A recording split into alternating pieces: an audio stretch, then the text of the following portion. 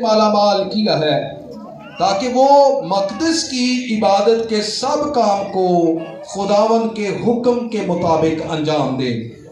तब मूसा ने बजलीएल और अहलियाब और सब रोशन ज़मीर आदमियों को बुलाया जिनके दिल में खुदावन ने हिकमत भर दी थी, यानी जिनके दिल में तहरीक हुई कि जाकर काम करें। और जो जो हदिये बनी इसराइल लाए थे कि उनसे मक़दस की इबादत की चीजें बनाई जाएं, वो सब उन्होंने मूसा से ले लिए। और लोग फिर भी अपनी खुशी से हर सुबह उसके पास हदिया लाते रहे। तब वो सब अक्लमंद कारीगर जो मक़दस के सब काम बना रहे थे अपने अपने काम को छोड़कर मूसा के पास आए। खुदावंद के जिंदा और पाक कलाम के पढ़े जाने और सुने जाने के वसीला से हम सब पर बरकत हो, आमीन। आज का हमारा जो मजमून है वो है खुदा की हैकल, बनाने वाले लोग और कलीसिया का किरदार। खुदा की हैकल, बनाने वाले लोग और कलीसिया का किरदार। दुनिया में बेशुमार ऐसी बातें मौजूद हैं।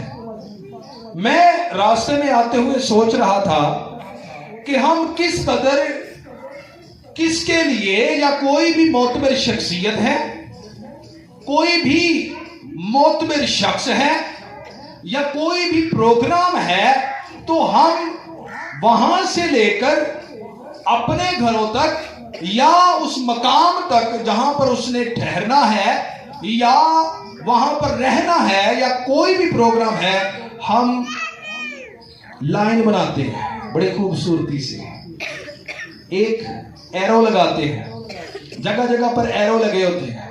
और जैसे ही शख्स वो इंटर होता है हम उसके लिए इस्तकबाल के लिए खड़े होते हैं, हम उसके ऊपर फूल और पत्तियां निशावर करते हैं। लेकिन इतना वक्त, इतनी अकीदत, इतने तमाम बातों में अहमियत खुदावंद के घर को नहीं है, खुदावंद के खादमों को नहीं है, खुदा के लिए नहीं है। हम सब तो एक तरफ, हम खुदावंद के लिए रास्तों को तैयार नहीं करते, हम अपने दिलों को तैयार नहीं करते। इसी तरह यहां पर कुछ हुआ है। यहां पर खुदावंद ने बजलीएल और अहलियाब को जो है तैयार किया, खड़ा किया। और उनको किसके लिए खड़ा किया? खुदा की हैकल बनाने के लिए, खुदा की हैकल बनाने के लिए। अब खुदा की हैकल, खुदा का चर्च, खुदा का गिरजा घर जो है वो बेशक हम हैं, लेकिन कलीसिया के मजमे के लिए ये जो चर्च बनाए जाते हैं, ये चर्च किस तरह और कहां से ये ऑर्डर आते हैं? क्या कभी हमने सोचा है? कभी हमने देखा है? अगर हम इसी बात को देखें तो खुदावंद की जात जो है वो मुकद्दस मूसा को तैयार करती है। मुकद्दस मूसा की अगर जिंदगी को देखें तो मुकद्दस मूसा खुदा के चुने हुए थे। मुकद्दस मूसा की जिंदगी में खुदा की रहनुमाई थी। खुदावंद का बंदा अपनी माँ से, अपने घर वालों से जो है वो अच्छी तालीम लेता है। क्या लेता है? तालीम लेता है। उसमें दो चीजें मौजूद हैं, एक तो रूहानी तालीम है और एक जिस्मानी तालीम भी है, दुनियावी तालीम भी है। दुनिया में से भी तालीम ली गई। अब जो शख्स खुदा के हैकल के लिए काम करने के लिए चुना गया है, उनके अंदर कौन सी बातें होना लाजमी है। आज बहुत सारे चर्चेस बन चुके हैं, आज बहुत सारी जगहें ऐसी हैं जहां पर अपने घरों में इबादत हो रही है। लेकिन आज हम सीखें कि ये ऑर्डर जो है, ये बात जो है, ये आती कहां से है। चर्च बनाना कोई छोटी बात है जी? क्यों जी, कोई बता सके? चर्च बनाना छोटी बात है या बड़ी है? बड़ी है ना। तो चर्च किसके लिए बनाया जाता है? तो आज चर्चेस किसके नाम से होने चाहिए? किसके नाम से? खुदा के नाम से, क्योंकि वो किसका घर है? खुदा की हैकल है, खुदा का घर है। लेकिन आज क्या होता है, कहाँ जा रहे हैं जी? और जी फलाने बंदे दे नाम ते चर्च बनया, ओदे नाम ते जा रहे हैं, फलाने दे नाम ते जी, और जी बूटे दे चर्च जा रहे हैं, कामरान दे चर्च जा रहे हैं, असी फलाने दे चर्च जा रहे हैं। क्या किसी ने कहा हम खुदा के चर्च जा रहे हैं? ये खुदावंद की तरफ से खुदा की हैकलें नहीं होती, ये बात जहन में रखिएगा। क्योंकि ये जो ऑर्डर्स हैं, ये जो बातें हैं, वो कैसे हमें पता चलती हैं? जब हम खरूज की किताब 25वां बाब और उसकी 9वीं आयत को देखते हैं तो लिखा है, और मस्कन और उसके सारे सामान का जो नमूना मैं तुझे दिखाऊं, ठीक उसी के मुताबिक तुम उसे बनाना। ये कौन कह रहा है? ये खुदावंद की जात मुकद्दस मूसा को फरमाती है। वहां पर जब कोहे हुरब पर वो जाते हैं तो वहां पर लिखा है कि जो चीज, जो नमूना मैंने तुझे दिखाया है, इसका मतलब है कि नमूना तब दिखाया जाता है जो बना होता है, जो पहले से मौजूद होता है। तो कौन सा नमूना खुदावंद ने दिखाया? वो नमूना जमीन पर नहीं था, वो नमूना आसमानी नमूना था जो खुदावंद ने मुकद्दस मूसा को दिखाया कि ये देख, ये नमूना तूने मेरे मस्कन का, मेरी हैकल का, मेरे खैमा इज्तिमा का, टैबरनेकल का, जहां पर मेरी हम्दो सना होगी, वैसा नमूना तूने तैयार करना है। मैंने तुझे दिखा दिया, अब ये तमाम नमूना ऐन उसी के मुताबिक तू बनाना जैसा मैंने तुझे दिखाया है। अब कितने लोग ऐसे हैं, सबसे पहले जो हैकल बनाते हैं या हैकल है, वो कितने खुदावंद की तर्ज अमल के लिहाज से बनाते हैं। कितनी हैकल जो है, कितने चर्चेस जो है, वो खुदावंद के नमूना के मुताबिक तैयार की गई है। हम किस कदर इस बात को जान सकते हैं? ये इस तरह नहीं है कि एक बैठक हमने खाली की, उस बैठक में आप जो मर्जी पहले करते रहे, जो बैठक में जो मर्जी होता रहा है, चाहे उसमें शराब नोशी होती रही है, चाहे उसमें चर्च पी जाती रही है, चाहे उसमें शीशा पीते रहे हैं, चाहे हम गर्दा खाते हुए पीते रहे हैं, वहां पर हम जहां पर हीरोइन पीते रहे, हम वहां पर जनाकारी करते रहे, हम तरह तरह की बातें, और बच्चे वहां पर ऐसी निजासत करते हैं, तो फिर हमें याद आता है इसको हम चर्च बनाते हैं। जब हम पुराना अहदनामा पढ़ कर देखें तो खुदावंद कहते हैं कि यहोवा पाक खुदा कहते हैं कि इस्राएल सुन ले कि तू जब बाहर जाता है तो अपने साथ एक ऐसा फावड़ा लेकर जाना, कोई ऐसी चीज जिससे तू जमीन को खोद सके, और जब तू उसको खोदे तो निजासत उसमें करना, और निजासत जब तू कर ले तो फिर उसके ऊपर मट्टी डाल देना, क्योंकि खुदावंद तेरा खुदा फिरता है, वहां पर कोई निजासत जाहिर ना हो, क्योंकि खुदा पाक है। जरूर है कि हम भी पाक। तो आज क्या है? वो कौन सी हैकल है? हैकल वही है, चर्च वही है, गिरजाघर वही है जहां पर खुदावंद के नमूना के मुताबिक ये बना हो। हर चर्च नहीं है। आप खुद तजर्बा करें,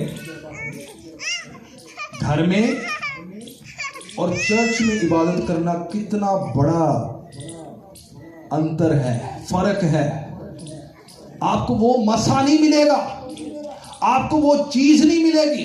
अब जो घर में जो करते हैं वो बात अलग हो जाती है, लेकिन जो चर्च में, जो खुदावंद की हजूरी में इबादत और हम्दो सना की जाती है, उसकी बरकत ही अलग है। हालेलुया। तो जरूर है कि हम इस बात को समझें कि चर्च का नमूना कोई इंसानी नमूना नहीं है। ये जो हम उठकर ऐਵੇਂ ही चर्च बना लेते हैं, आज कितने लोग बनाकर बैठे हुए हैं।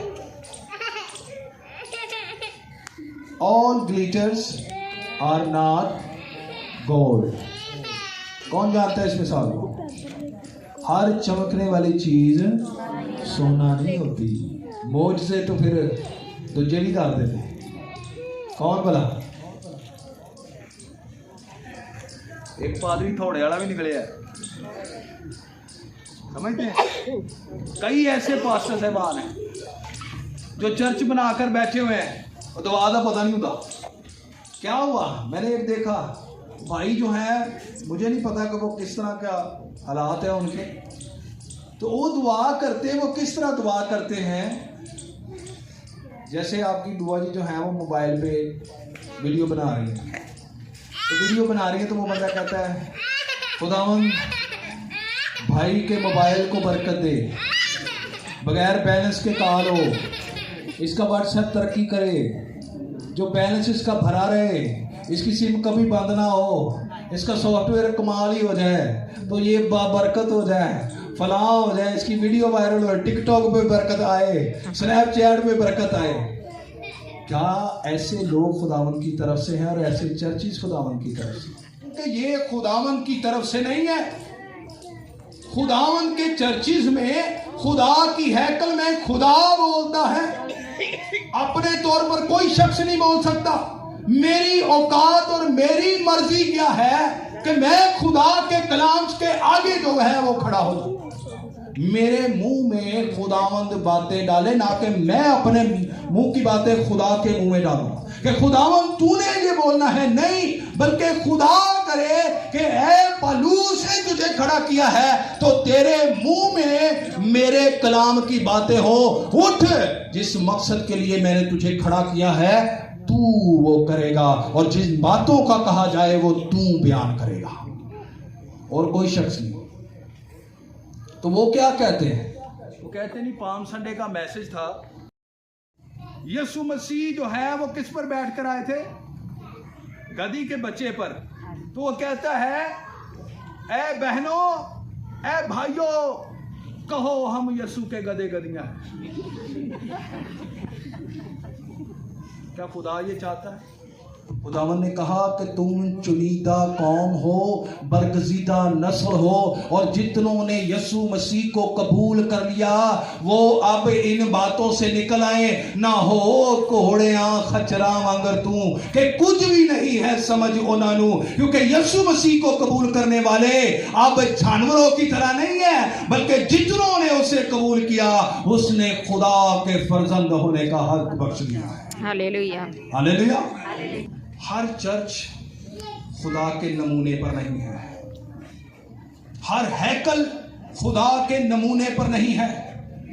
वो नमूना जो आसमान से अपने बंदों को दिखाया जाता है, ये तो खुदा की हैकल हो गई।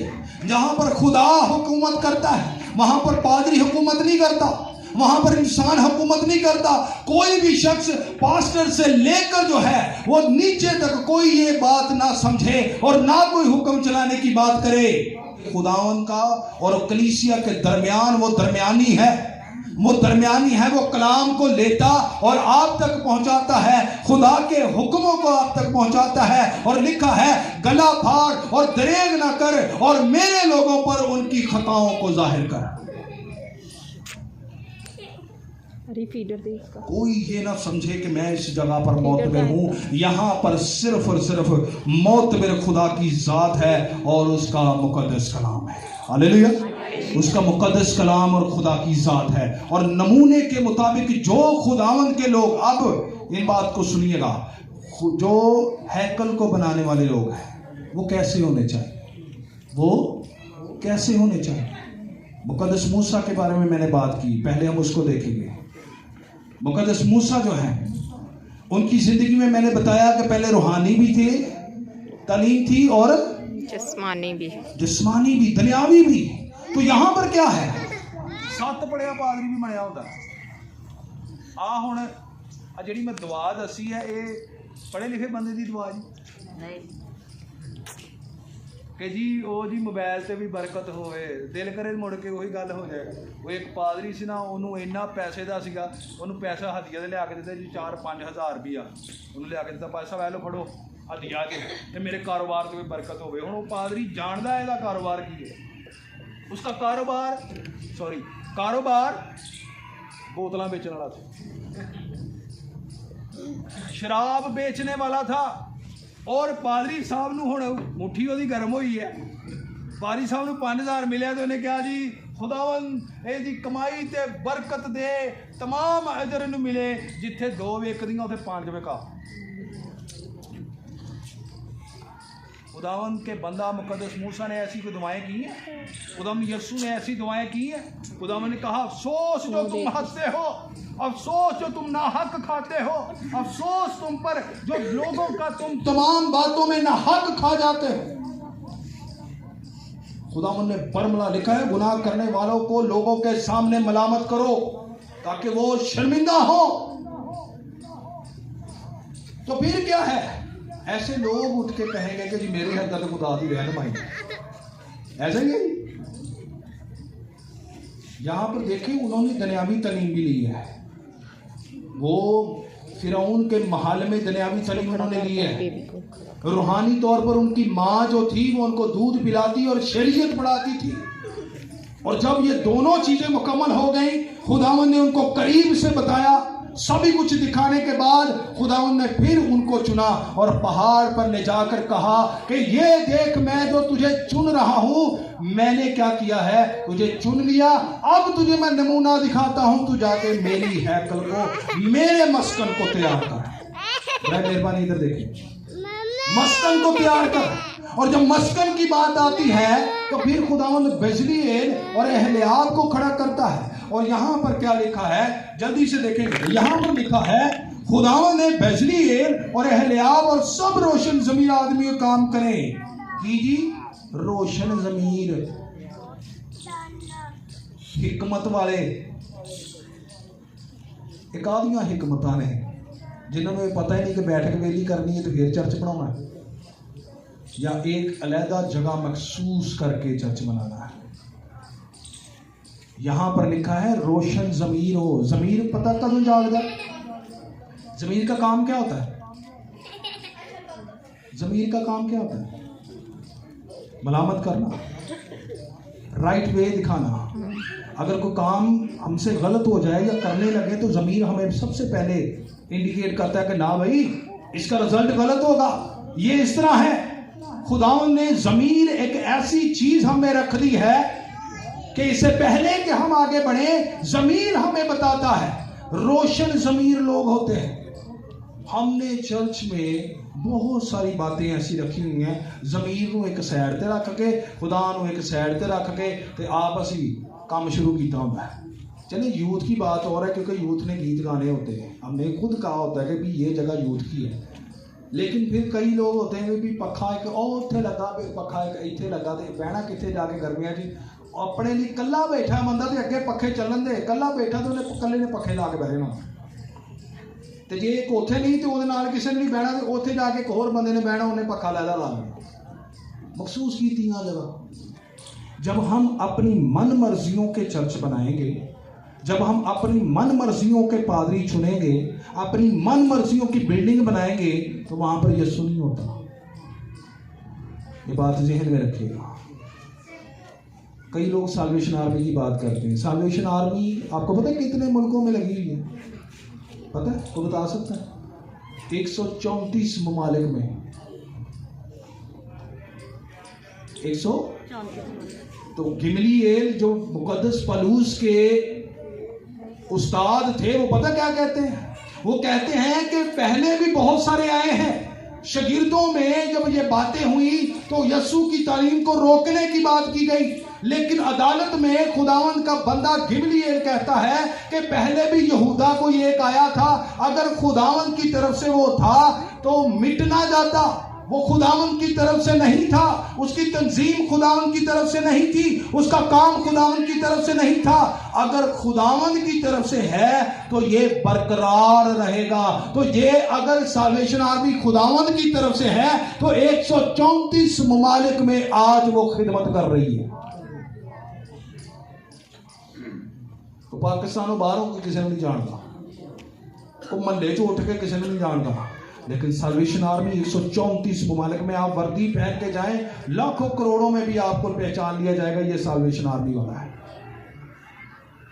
तो जो खुदावंद की तरफ से तहरीक है, वहां पर खुदावंद काम करता है, उसको बरकत देता है। उसकी खिदमत बराबर होती है, उसकी खिदमत बढ़ती है, वो तंजीम में बढ़ती है, वो तरक्की करती है। मैं ये सबको नहीं कह रहा, जिनकी जिंदगी में खुदावंद की रहनुमाई है, पाकरू काम करता है, जो दुनियावी तालीम लेकर भी आगे चलते हैं, जो पढ़े लिखे हैं, खुदा उनको बरकत देता है। लोग कहते नहीं 12 शिगिर्दा ने कितों ते ली सी तालीम, उन्होंने कहना सैमनरी की थी, तुहानू यसू की सैमनरी ते शक है? वो मोतबेरे या साड़ियां सैमनरियां? तो इसलिए 12 ने पूरी दुनिया में कलाम मुकद्दस की आग को लगा दिया। हालेलुया। 12 ने एक एक दो दो करके शागिर्द जहां जहां जाते पाक की आग से खुशखबरी फैलाते जाते, और दुनिया में आज सबसे ज्यादा मसीही कौम बसती है। हालेलुया। इस बात को जहन में रखिएगा। तो यहां पर लिखा है, जल्दी से चलेंगे, लिखा है सब रोशन जमीन जिनको मलामत खुदा करता है, जिनको राइट वे पर रहनुमाई करता है, वही खुदा की हैकल को बनाने के लायक हैं। और लिखा है जिनको खुदावंद ने हिकमत और फहम से माला माल किया है, ताकि वो मकदस की इबादत के सब काम को खुदावंद के हुक्म के मुताबिक अंजाम दे। उत्थे खुदा दा हुक्म चलता है, उत्थे कोई मोतबर ना समझे अपने आप। खुदावंद के घर की हर एक बात को करने के लिए खुदावंद का हुक्म लाजमी है, उसको माने, उसके मुताबिक जो है अपनी जिंदगियों को भेजे। अब जरा थोड़ा सा मुश्किल वाला काम आ गया है, कलीसिया का किरदार। किसका जी? अब मस्कन बनाने के लिए, खुदावंद के घर को तैयार करने के लिए, उसकी इबादत को तैयार करने के लिए, जहां पर इबादत होती है, कलीसिया का किरदार आज क्या है? क्या कलीसिया इस बात को जहन में रखती है कि ये बटेरे, आपको पता है कितने कितने गिरे थे, खैमे उनके छुप गए थे, तकरीबन 5 से 6 फुट का खैमा होता है, इस तरह ही जी 5 से 6 फुट का खैमा होता है, और खैमे छुप गए थे, यानी 6 फुट से भी ज्यादा खुदावंद ने आसमान से बटेरों को गिराया।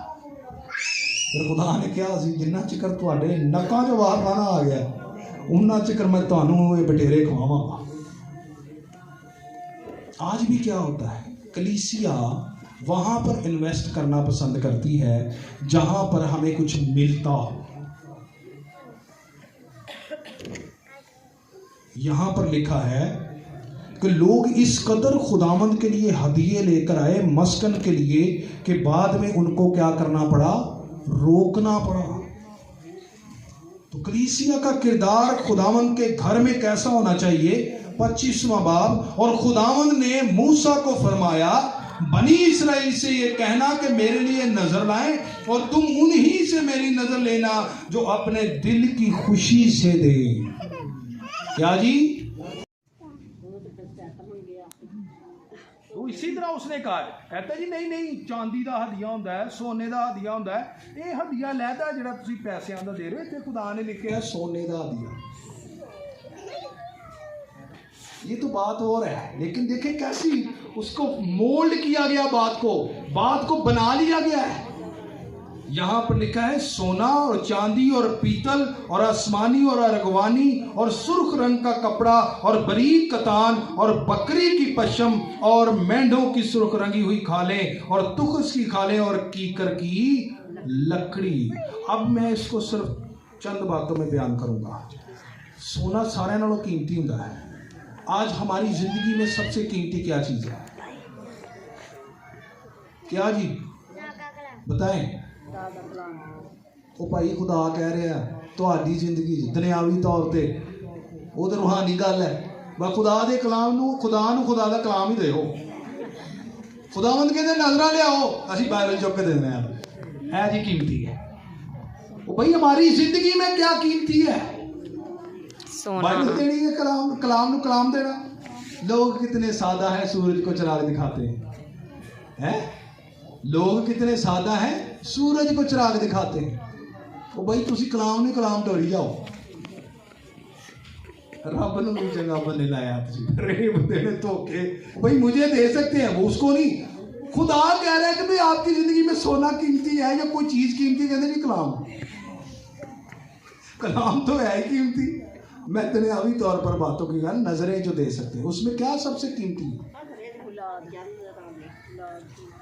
दिल, आपका वक्त, आपकी रूह, आपका खुद होना, आपके हदिये। हम क्या दे सकते हैं? हमारे बस में जो चीज हो। मुकद्दस अब्राहम, बुजुर्ग अब्राहम ने क्या दिया था सबसे कीमती? अपना बेटा पहला उठाई। उसने कहा कि जो तेरे घर में एक लौता बेटा है, 100 साल बाद पैदा होया, तो भी खुदा ने फिर कुर्बानी ली मांग लिया। ये सबसे कीमती चीज़ें होती हैं। कभी खुदा दे हजूर अपने बच्चों ने महसूस किया? ਅਸੀਂ ਬੱਚਿਆਂ ਨੂੰ ਨਾ ਚਰਚ ਲਿਆਉਂਦੇ ਆ, ਨਾ ਸੰਡੇ ਸਕੂਲ ਲਿਆਉਂਦੇ ਆ, ਵੱਡੇ ਹੋ ਕੇ ਫਿਰ ਉਹ ਗਲੀਆਂ 'ਚ ਫਿਰਦੇ ਆ, ਤੇ ਫਿਰ ਅਸੀਂ ਕਹਿੰਦੇ ਆ ਭਾਈ ਸਾਹਿਬ ਕੀ ਕਰੀਏ, ਮੰਨਦੇ ਹੀ ਨਹੀਂ। ਤੇ ਵੀ ਤੁਸੀਂ ਛੋਟੇ ਹੁੰਦੇ ਆ ਤੇ ਉਹਨਾਂ ਨੂੰ ਦੱਸਿਆ ਕੋ ਨਹੀਂ, ਤੇ ਹੁਣ ਕੰਨਾਂ ਤੇ ਵਾਗਾਂ ਹੋ ਗਈਆਂ ਤੇ ਹੁਣ ਦੱਸੋਗੇ ਤੁਹਾਨੂੰ? ਉਹ ਕਦੀ ਮੰਨਣਗੇ ਇਸ ਚੀਜ਼ ਨੂੰ? हमने उनकी छोटे होते हुए वो तरबियत ही नहीं की। आपको पता है इसराइल में औलादे नूरीना जो सबसे पहला पिलोठा बेटा होता था वो खुदा को दे दिया जाता था। हन्ना के पास सिर्फ एक ही बेटा था, मुकद्दस सैमुएल। उन्होंने वो भी रो रो के लिया। खुदा दे 2 घंटे बाद मजदूरी। अपने लिए कम कीमती है, दोस्ती यारी कीमती है, सारे काम कीमती ने, लेकिन खुदावन का कलाम ना तो कीमती है, ना खुदावन को वक्त देना वो कीमती है। कोई वक्त नहीं देते, घरों में बैठे हैं, रसाइयों में बैठे हैं, हम खाते पीते सबसे अच्छा है। पाए पका लो जी, खरोड़े पका लो, मोटा पका लो, बरीक पका लो, दरमियाना पका लो, जिहड़ा मर्जी पकाई जाओ। दिता किने? ये बरकत है कहाँ से? तो जो खुदा मंगे। कभी कदार खराब सालन होने वाला हो ना, तो फिर कह रहे हैं खराब होने वाला है यार, तुम इस तरह करो, खराब हो जाना, दे दिए ना दे, खराब ही होना कर दो, खादा तो जाना नहीं, बच्चों ने खा लिया। क्या खुदा इसी लायक है? खुदा ने कहा जो खुशी से देता है। साढ़े दिल की खुशी वेख लो। खराब कोली च कोई सालन खा लेगा? उली लगी नहीं ना। तो जे असी बाहरों ही असी चमकाते रहिए कोली नूं, ते अंदरों उही होवे, खाधी जाएगी। तो खुदा को हम क्या करते हैं? खुशी से दें। तो बे नोट नहीं खुदा नूं चाहिए, फटे नोट नहीं चाहिए। 80 साल 90 साल उम्र हो गई तो हजे भी असी 10 रुपये पाउंदे हैं चर्च में। हमारी छोटी बेटी है, हम उसको स्टार्ट किया 10 से, वरना असी पंजू दे देंगे, धेलियाँ दे देंगे, रुपया दे देंगे या 5 रुपये दे देंगे। स्टार्ट करें। खुदावन के हजूर खुशी से दें। खुशी से देने वाले को खुदा अजीज रखता है। तो जो जेब घुट के देनी तो मुँह बनया होना ना ऐ करके, दिल नहीं करता उतो तक हाथ जाए। ना लाचारी से, ना देर करके, बल्कि खुदा खुशी से देने वाले को अजीज रखता है। और सोने से ज़्यादा कीमती, आज मैं तो नहीं कहता सोना है घर से ले आओ, नहीं, कितना कीमती आपके पास जो है। वक्त कीमती है, रुपया पैसा कीमती है, आपकी रूह कीमती है, आपका दिल कीमती है, आप कीमती हैं खुदा के हुजूर। यहाँ पर आकर इबादत करें, यहाँ पर वक्त गुजारें। आपका ये 2 घंटे गुजारना खुदा को बड़ा पसंद है। बाप अपने बच्चों के लिए तरसता है, तो ओदे बेटे खुदावंद दा चाह पी लीजिए आने, खुदावंद दा पराठे खा लिए आने, अजे नाश्ता नहीं किया, भाई साहब पहलों आ जाते हो, आह की गल हुई, भाई साहब तो वेले एवं गल्लां करता रहता, भाई साहब तो वेले एवं आ जाता जनाब, सारी दिहाड़ी को काम ही कोई। ये चीज़ें हैं। आप ये जान लें कि खुदा के खादम के साथ खुदा मौजूद होता है। कई घरों को मैंने देखा है, वो पता क्या कहते हैं? कहते जी, टोबे की बात बता रहा हूँ, वो कहते जी जिमें तुसी आया हो तो सानू ऐ लगता जी साडा खुदा आ गया। तो मैं उनको कहता खुदा का ना जी एडी एडी गल ना करिया करो, लेकिन कहते वो हमें ही फिर वो बताते हैं जे तुसी क्या सी कलाम च लिखिया है कभी खुदा के खादम के नाल खुदा होंदा।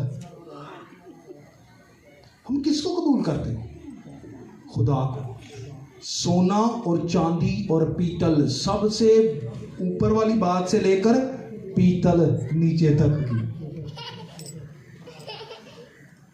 बड़िया तो लैके भी छोटे बच्चों तक सारा खुदा कबूल करता है। लेकिन खुशी से है। मैं खुश होया जद मैनू आखन लगे कि आओ यहोवा दे घर चलिए। और जब आप खुश होकर आएंगे, अपने बदनों का हदिया देंगे, तो फिर खुदावंद की जात जो है वो कबूल करेगी। और लिखा है कि सुर्ख रंग हुण हर कारोबार के मुताबिक खुदा ने इत्थे गल कर दी है। हर कारोबार जो आपके पास है, बकरियां का कोई करदा है, कोई मेंढियां का करदा है, कोई भैंसां का करदा है, कोई फसलों का करदा है, कोई तेल का करदा है, कोई कपड़े का करदा है। लिखिया तेल और मसा करने के लिए तेल के लिए, और खुशबूदार बखूर के लिए मसाले। खुदा ने कोई फैक्टर नहीं छड्डिया। खुदा नूं पता मैं इन्होंने दिता होया। इसराइल नूं जदों खुदा ने कढ़िया सी ना उत्थों, मिस्रियां दे कोलों सोना दवाया सी उन्होंने, तो वही चीजें खुदा ने यहां पर कहा। तो इत्थों तक के औरतां ने अपनी वालियां ला के देती सी। ये कीमती, खुदावंद से बढ़कर और कोई चीज कीमती ना रखें। अपने आप को खुदावंद के हजूर लेकर आए। खुदा आपके कीमती वक्त को चाहता है।